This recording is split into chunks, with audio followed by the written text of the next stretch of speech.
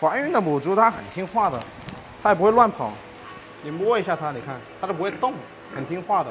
I don't wanna lie, we've been feeling right. Tell me that you want me.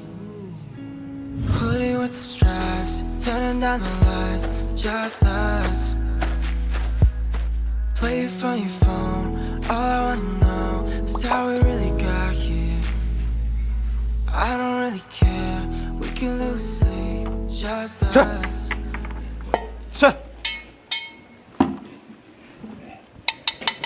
然后我们就喂完了，喂完然后我们就做下一个就是给猪做个孕检。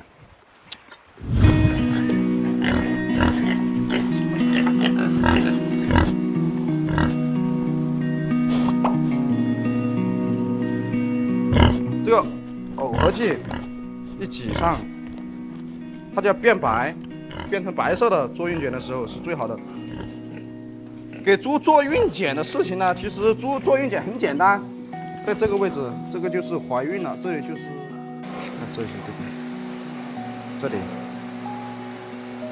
那个也明显，你看这里跟这里，看，怀孕的母猪它很听话的，它也不会乱跑，你摸一下它，你看它都不会动，很听话的，怀孕的母猪。有的怀孕母猪你摸它乳房，它也会睡下，你多抚摸一会儿，它会躺下。这个猪你看，它开始躺下了啊。也没有 B 超剂的情况下，怀孕的母猪，头胎猪是摸不出来的，只有第二胎啊，经常母猪摸这个乳房，这里有个乳管，乳管这里看里面有个管，这个管就在这个位置，这个管是硬的、粗的、圆的，它也就怀孕了啊。这个管呢怎么说呢？它就在这个位置。一摸，一手一摸，里面有个结，你看，有个刃，一层一层一层的一刃，你看，摸着用力一捏，它就这样跑了。这个你看，像这个猪啊，我们进去看一下啊，它没配多久，才配2、3天，你看，